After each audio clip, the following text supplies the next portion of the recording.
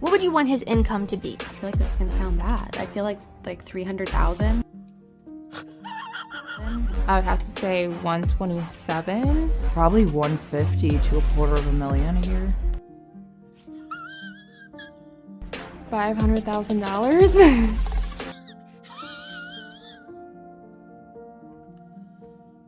Ideally, my husband needs to be making like $650,000. Now comes the part where we throw our heads back and laugh. So you said you want 500K, but what do you think the median income is for a 30-year-old?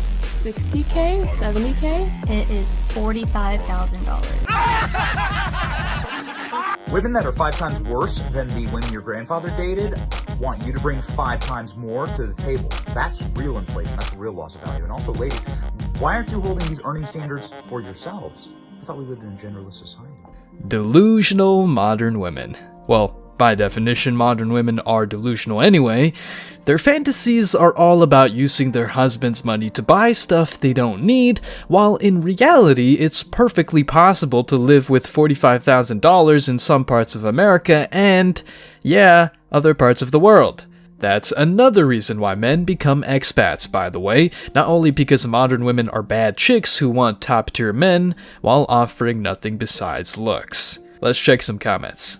No wonder these women think they're being underpaid. They have no understanding about wages. Works at McDonald's but expects you to make $500K a year. My mom gave me a piece of sound advice in my early years. If you don't want a man when he's poor, he won't want you when he's rich. So, at 23, I married a man who made $15 an hour. He was 25. 12 years together now. I won't say how much he makes now, but it's enough that I haven't had to work in 10 years. We live in a middle-class home, and I am able to homeschool, homestead, and garden to my heart's content with very few worries. He was a total catch. It's called hoeflation. Speaking of hoeflation, here's a masterclass. Are you against passport bros or? I understand the fundamentals of it for those who have done everything in life to make sure they are a man. But if you're not a man, I don't think you deserve that, honestly. Because not only that, you're going to be with a girl, you're going to make her miserable. She's going to have kids with you. And that's just a whole generation of... What do you mean you're going to make her miserable? If you don't have your life together, what makes you think you know how to appreciate a traditional wife? Oh, so you're saying in the context of passport bros? Yeah. Because, I mean, we're talking about, like, relationships here. He has 3 that he can handle. He could do that, but if some other guy who's living here who's never had an idea of what a male figure is in his life, he's going based off of whatever little content he picks from the internet. He's saying, well, I want a traditional wife. But therefore, he doesn't even have, like, a credit score. He doesn't even have, like, his life in check. He's still driving the hoopty from high school. But you want a traditional girl. Like, what happens when you bring that girl over here? You're going to basically make her a Western woman, and she's going to realize, like, this guy really doesn't have his shit together. Now she's going to cheat on you. You know what the solution to that is? Don't bring it to America. I think that's a cop-out. I think that's a cop-out. It's the solution, though. Why do you think she married you? For the American culture. You're going to marry her and keep her in her country when she really wants to come over here. I think that's selfish. I agree with your hypothesis that most of the girls that are probably matching up with these passport boys or whatever, they're doing it for the green card. I get the point. The key thing when it comes to the passport bros is men in Western countries are dissatisfied with the behavior of Western modern women, and they're looking to South America and Asia for more feminine traditional women. I think you're a bit ignorant to like the average guy's experience. Consider this, right? The average guy today, his granddad had to put in a quarter of the work to get the kind of woman that is 4 times as amazing. His grandmother was an amazing woman and a very, very feminine, natural woman. And his granddad really didn't have to do the kind of work he has to do right now as a young man in the Western world. So you're talking about hoeflation. Yes, it's hoeflation. Hoeflation. So modern men have to work 5 times harder than their grandfathers did for women 20 times worse than what their grandmothers were. Women are asking for way more now and bringing the least. I'm just saying there's hope is all I'm saying. There is hope. And we're not saying that there aren't good women in Western countries. That's not what we're saying at all. However, there are certain realities in the dating landscape. For example, it's kind of always been the case, but when social media was introduced and when dating apps were introduced, you basically have women who are all chasing after the top tier of men. Hypergamy, I'm sure you're familiar with the term. So all these women, they're all chasing after the top tier of men. Men will welcome the easy access to sex. Inflation and hoeflation are very similar, or not, but the thing is that the value of modern women is declining while their lists of requirements are getting longer day by day. At least in the workplace, you can get a raise from time to time. Let's check some comments. Imagine an actual economist studying hoeflation and presenting it on the news. Now, all of a sudden, they care about the well-being of their sisters in non-feminist countries. Competition is their kryptonite. The premise that most passport bros don't have their life in order is inherently flawed. I'm seriously considering looking elsewhere for more traditional women. I make decent money and do very well with attracting women, but I'm just too rational to accept the bad ROI of dating a modern woman. To wrap up this video, can you imagine a career woman who does OF on the side? If not, here she is. And so what she's saying is, I get it. It seems like an exuberant amount of wealth is what's going to, is what people aim for, right? But I think the crux of it is my kids are going to be provided for, and so I'm not worried about it. So question for you, because you're actually a professional, and you're in a unique situation where you're a professional, but you also do that. I mean, I would argue you probably make what, 6 figures with the PA job, etc. You can live well, then you're better off than 90+% of Americans. Yeah. Is it worth that extra money from the OF side, and hurting your reputation, your ability to find a man in the future, hurting your lineage down the road, just basically putting a smudge on your potential legacy, and it overrides all the hard work you've done, getting the master's degree, going through school, being someone that can go ahead and write prescriptions? Is it worth it? For 2 months straight, I drove to work an hour and a half, and I drove from work an hour and a half back home. And I wanted to. So I don't know if I'm allowed to say that. We're on Rumble, so it's okay. Okay. I literally wanted to drive my car over the ramp into So did you not enjoy your job? Single is day. What it was? So the politics of healthcare is so atrocious. Okay. If anybody is sick right now, if anybody has a family member who is sick, I am so sorry, because your healthcare provider is not doing all they can because they're not making money off of you. Okay. So yeah, can I bounce off of what you're saying real quick? Yeah.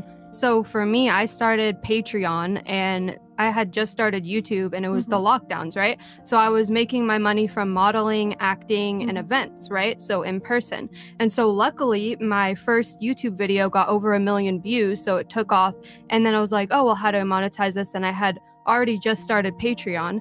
So then it was like, do I do OnlyFans because it is the superior platform, but people are going to judge me? And actually, I did end up starting OnlyFans too, because just more people were using it. Yeah. But I would have, I'm not saying I would have done it, but it enabled me to have freedom, because otherwise, people were having to get that thing, which I didn't want to do. And so it enabled me to have freedom for myself. And I was still making money when some people weren't able to even go to their jobs. Yeah. So it helped me, so I can relate to your story in that sense. Yeah. And so to answer your question, I really do feel like the move that I made is for the greater good, for myself and for my dream. My aspiration is to open a series of free clinics, hopefully establish some sort of universal healthcare in this country, et cetera, et cetera. So you think by doing OnlyFans you're gonna this is that? I mean, because as a surgical PA, on top of wanting to literally be non-existent every single day for 2 months straight, I started making more money on OnlyFans than I did in surgery, a lot. Do you think the way that you're earning money though will impact your ability to be taken seriously as a humanitarian? I think by some people, yeah, I do think that that's the case, but I don't think that that's true for everybody, especially with OnlyFans being a lot more accepted nowadays as a career move. It's really everyone's doing it. You know what I mean? And so if it were one of those things where it's if I were on Pornhub Pornhub, you know what I mean? And I was a girl on Pornhub, you know, even like 2 years ago before OF really took off and became a lot more accepted. That would be like, oh shit, she does Pornhub, you know what I mean? But now it's like, oh yeah, she's got an OnlyFans, let me subscribe, you know, let me check this shit out. All in all, since everyone does it, it's okay for them to do it too. Clown World. If everyone jumps off a bridge, are they doing it too? Not in a million years. Let's check some comments. So she started an OnlyFans account instead of going to therapy? Sacrificing morals and family values for online attention isn't a good trait. A man flexing a Rolex deserves being robbed, they say, so men beware of where they move. But women feel like they're entitled to safety. If only the world was sunshine and rainbows. I just want to know why you feel all men are predators. Like I said, I think it was more in this case. If I'm down an alleyway, to me, every man that I pass is a predator because I've got a view that. You in alleyways? Because I've been stalked down alleyways. Come on, like this is the thing. I just think like, why would you? I would never go down an alleyway alone. How would you get home if that's the only choice? I'm never in alleyways. I would just live somewhere safer. So it's my fault. I mean, I think you shouldn't put yourself in bad situations. Let's be honest. Let's be honest. This is coming. I did not say it was your fault, but I'm just saying, why would you put yourself in a bad situation? Like men know this. They know not to go down an alleyway alone at night. But women think we're entitled to safety. If a woman gazes long into the alleyway gazes back. Nietzsche's wife. Plot twist, she actually lives in the alley, which is why she said she had no choice but to go that way. Women think they're entitled to safety. That shit rang true as fuck. In the next clip, you'll see way more entitlement. We gotta look at the totality of the circumstances, bro. So, they make their own money, feminism is here, I deserve the best, I'm special, I get DMs from all these weird creepo guys, oh look, they all want me. Then I get a message from a B-list celeb. Then I get a message from an athlete. Then I get a message from here. I go to the gym. Guys are staring at me. Then I'm at the sandwich shop. This guy tries to awkwardly give me attention. Oh, another guy gave me a gift. Another guy walked in and gave me flowers just for me being here. All of this does a lot to a woman's psyche as to what she thinks she deserves and where she stands from a sexual marketplace standpoint. Like this all working in tandem changes a girl's mindset of where she stands. I agree, but you did the same thing again. You guys always do. You're talking about the sexual marketplace. If you want to talk about getting laid, I agree with you. But like a normal dude that is like really charismatic, that can make a girl laugh, make somebody feel special, listen to pay attention to conversations, all this shit, you can absolutely pull it. You can, even if she's talked to and fucked 5 different fucking celebrities. But here's the thing, that guy now has to work harder to get that girl because she thinks, I'm here, I've attracted this caliber guy, I need you to entertain me, motherfucker. Guys have always had to work hard. Not Every fucking Hollywood movie, the guy has to try hard to get the girl. It has always been like that throughout all of human history. Hollywood's not real life. But all of it. Hollywood, you can't say Hollywood's not real life. The stories it tells obviously resonates with people. People don't just watch like Hollywood love stories. They're stalking a girl behind a tree. Statistically speaking, Destiny, I hate to say it, but male virginity has gone up significantly. Yeah. Men being sexless has gone up significantly. So that has nothing to do with what I'm saying. Again, you're conflating sex and relationships. That's the same thing. We're talking. It's not the same thing. They're totally different. For women, it is. Hold on, I got you, Destiny. Yeah. Let's say the guy pulls it off, and that's his girl. Can he maintain Let's say her? the guy what? Let's say the average guy, is charismatic, charming, whatever, gets the girl. Can he maintain her for a long period of time after having that experience with a top guy? Can he maintain her? Yeah, 100%. Well, the stats don't show that. The marriage stats show that, hey, they get married as the average couple, but over time, oh, you know what? Brad was really lit. He had a great lifestyle. I'm tired of Jerry. And then they leave. It happens all the time. Like her. She had 2 kids with her dream guy. She left him, not even a real reason. That's we can't comment completely on her situation. But even that, the stats aren't true. Okay, I've seen those exact numbers that you're talking about. Okay. And what you guys say is, this is the talking point you say. Women, the women that stay in relationships the longest are the ones that have 0 partners, and then it goes up for divorce rates for 1 partner. And that's true. But if you keep watching that graph, it goes up for 2, but then it drops after 3, 4, 5, 6, 7, and then it takes it until they get to 8 partners until the divorce rate. 6 is when it goes up significantly. Yeah. But I think 8 is when it gets past the 2 mark. What? Bro, I'm out, man. Like, all those stats for what? Just to say, I think this and that? Then it's not a stat or a fact, just an opinion. is when it gets past that point. So it's not just that having more keeps it, having more partners makes it so you're more likely to break up because you've had more partners. It could be the case that if you've only had like 0 or 1 or 2 partners, maybe you just got really fucking lucky and you found like the one early on. You found the perfect fucking girl or guy when you're 18 or 19, and now you're contributing to that stat of like, oh, I've only had like 0 or 1 partner and now I'm together forever. Or it could be people that are like, I'm fucking super religious. I've had 1 partner. I don't really want to fuck more because I'm a horrible fucking whatever antichrist if I do shit, and they end up staying in relationships longer than they don't like because they're religious, they feel pressure to. Like, there's a lot of other things that go into that as well. But you guys never explain why is it that a woman who's had 3 sexual partners is more likely to stay in a relationship than one with 2, or one with 4 is more likely than one with 3, or one with 5 is more likely. You don't explain that because you only talk about that graph from 0 to 2. I've seen the family study you're talking about. It's more along the lines of 0 to 6. 0 to 6. Yeah, well, when you graph it like that, but graphing it like that that's a disingenuous statistical analysis. But here's the thing: because a graph that goes like this can't have a curve, an R squared drawn like this. It's not fair. Because it becomes substantial and becomes significant after 6. That's why I refer to it that way. Because yes, I do. You are right. It does deviate to a degree, but it's not that significant. It's after 6 that it starts to drop off precipitously. Sure, but I think that a more honest analysis when you're looking at data like that is people with 0 to 2 partners are probably people that are incredibly selective, maybe people with really traditional religious backgrounds, and therefore probably are more likely to stay in relationships for the long term, even if they're not happy. When you get to the 6, 7 plus, these are probably people that like to fuck around a lot, that don't really care about like the sanctity of marriage or any of that shit, so they're probably more likely to divorce if they get married. I think that that's a more fair analysis than saying, once a girl's had 6 her, she's never going to stay with the same fucking guy. I think that's more fair. Here's the thing. Everything comes back to the totality of the circumstances. So like what I said before, as far as like girls wanting, having a lot of options or whatever, and then not settling or wanting a guy that's way above them, it comes back to, that's why I said, not only dating apps, not only Instagram, not only social media, but also feminism coming in and girls making their own money has played a significant role in that. Women being educated also has played a role in that. 100%. So I look at it from a holistic standpoint. Like, yes, what you're saying before is like 1 or 2, yes, more than likely she's going to be religious. I agree, because when a girl's more religious, she has these certain buffers in place to keep her from being super promiscuous, because these are things that used to be in place before. But what I am saying is that for most women, those things aren't necessarily a buffer anymore. Shame, that's pretty much eliminated. A girl can have as many people as she wants. Hell, we got rap songs nowadays that glorify it, and a lot of people just aren't religious. So it's like, whatever. Sure. Okay. Women can sleep around, have adult film careers, and all of a sudden, reclaim their virginity. Yeah, but at the same time, men need to keep paying child support for impregnating the wrong woman? Women are so goddamn entitled to every good thing out there, but don't want to accept that many of the bad things that happen to them are their responsibility. Let's check some comments. I'll never take advice from a blue-haired bi dude who shares his wife. Destiny fits in perfect as one of the girls. Destiny fails to realize the vast majority of women have way more than 6 partners. He's sitting there arguing about 3 or 4, while most chicks are sitting at 10 times that number. Continuing with women's entitlement, here's the thing.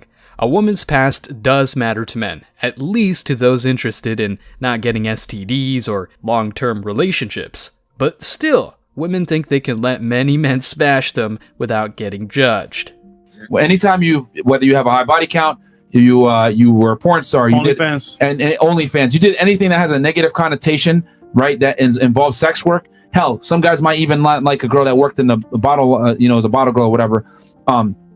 What happens is that what's going to happen is that when you reveal that to certain men, it's going to disqualify you from any type of real relationship. So to give yourself the best chance, right? You don't want to disclose that type of information, because the men that you typically want, the tall, attractive guy that has money, has options. And I'm going to tell you guys this right now. The biggest disqualifier for a man is a woman with a past. You're not going to want that. But being a dancer, how does that make you like have a past? Because like, it has I a negative. The porn star. Here's the thing. And like the only. I'm very well aware that there's women that are strippers that have less body counts than women that are fucking doctors. I'm very well aware of that. Okay. That a career doesn't necessarily mean that you're a hoe. However, you're wearing a hoe's uniform, so they're going to assume the worst. Right. So even though you might have a lower body count than a woman that has, a Yale degree, bachelor's degree or a master's degree at Yale, it's not out there for them to see. Men are very visual.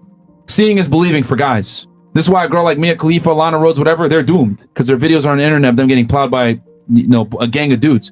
So even though they might have a lower body count in general, the negative connotation of the industry, and then guys being able to see that or knowing it through other peers or whatever, is it's always going to come back to haunt you as a woman. Yeah, the perception around that, and then the environment, they're going to think, oh, you know what? She's a stripper? I don't know, bro. Yeah. She might have smashed Then why do dudes. y'all come to strip clubs? Well, to smash. You can't go to a strip club and smash a bitch. Nah, Depending on what club you because guys. men are visual. Like a lot of the times when guys go to strip clubs, men a lot of time go to strip clubs to pay for femininity. You know, a lot of modern day women are masculine as fuck. Yep. So, you know, they don't dress up for their guys. They don't take care of themselves. They don't look good. So guys will go to a strip club almost a lot of the times to escape. It's one of the few times for a lot of guys. Remember, ladies, most guys struggle with women. You know, there's a whole reason why they have the OnlyFans, porn, strip clubs, etc. are a thing in the first place, is because men have this infatuation with beautiful women, and it's very difficult to come across them and attract them. So they go to the strip club to escape reality a lot of times. It's the first time they're able to sit around an attractive woman, have an attractive woman talk to them, get attention from an attractive woman, naturally feminine, etc. Because when strippers talk to you, it's a game. Oh, how you doing, baby? Blah, blah, blah. They're naturally submissive and feminine all of a sudden. Guys yearn for that. It's very difficult to find, especially in today's day and age with feminism and all these women walking around saying, I'll make you an omelet if I'm on my way to making an omelet. You know what I mean? No offense to you, picking on you a bit. With no seasoning. But this is how a lot of women, but this is how a lot of women think. A lot of women think, oh, 50-50 partnership, it's equal, I'm equal to you. I don't necessarily have to act like a lady because I'm doing what you're doing too, motherfucker. So a lot of guys go there to get that escape. A lot of for strip clubs. And obviously the sex too, but that's a part of it, is what I'm trying to say. fucked because I told the whole Fresh and Fit like 20 times I'm a stripper, so I'm doomed. It's okay, there's people that don't watch us. Don't worry, there's a simp out there for you. There's a simp out there for you, don't worry, I promise. Justin, what's your take on this? What girls in their past as far as what should they do? I would never take a stripper seriously. I'm not saying I wouldn't sleep with her, but it's like a girl with a high body count. Like, you need to conceal that if you really, really like the guy. Yeah. Any guy that's going to take you seriously is not going to allow that. And even he could actually like you and still wouldn't do it because it's always going to be in the back of his mind. Yeah. And that's just, it might be unfair. It might not be right. I just think it's part of being a male. I think it has something to do with the primal part of wanting to know what you're worth. Yeah. You know, I'll give all the ladies, I guess, a comparison, which, a guy that's 5'2", you probably wouldn't want to date him, more than likely, right? A guy that's really short or shorter than you. That's exactly how men feel about women that have high body counts. Right. Or did some kind of promiscuous level of work in the past where there was a large amount of exposure to other men in a sexual regard. So would it be fair for women to not want to fuck with men who done stupid shit in the past, that like criminal shit and like stuff like that? You know what I'm saying? That turns women on. So it doesn't. It doesn't turn me on at all. Well, let's clarify that word. There's a big difference between fair and reality. A big difference. Right. So, what's fair and what's reality are two different things. But reality is like a woman who could actually be a better wife than a doctor could have been a stripper, and you guys just disqualify her because of her. Well, Bonnie, you're looking at multiple variables right now that don't necessarily make sense, and I'll explain what I mean by this. You said earlier, a guy's a criminal or he has a past, would he get disqualified? My argument is no, because a lot of the times guys that are criminals or guys that have that past are attractive to women, so they don't get sexually disqualified. Does that make sense? They're still going to be able to get the box because they're inherently attractive because they have that bad boy image. There's a reason why they say nice guys finish last. However, right, here's the thing. If I'm going to break this down very nice and simply, women look at a man's future, men look at a woman's past. So women typically want to align themselves with a guy that has a future to some degree. Okay, so even if a guy's a bad boy, he has attractive traits that might, show a reminiscence of a future. But with men, it's like if a girl's a hoe, she's going to be disqualified for a relationship. Okay, now does that mean that you're not going to still get a guy to want to fuck you and date you? No, you can still get it. But for a guy to take you seriously and want to date you and give you a title, he's going to have a issue with you having a past. Would it be fair if we don't want to mess with a man with a criminal past? Yes it would. Highly disagree with this take. If you are a promiscuous woman, please be honest to your man about that behavior. He will eventually find out, and the betrayal he feels when he finds out will come with a wrath you have never seen before.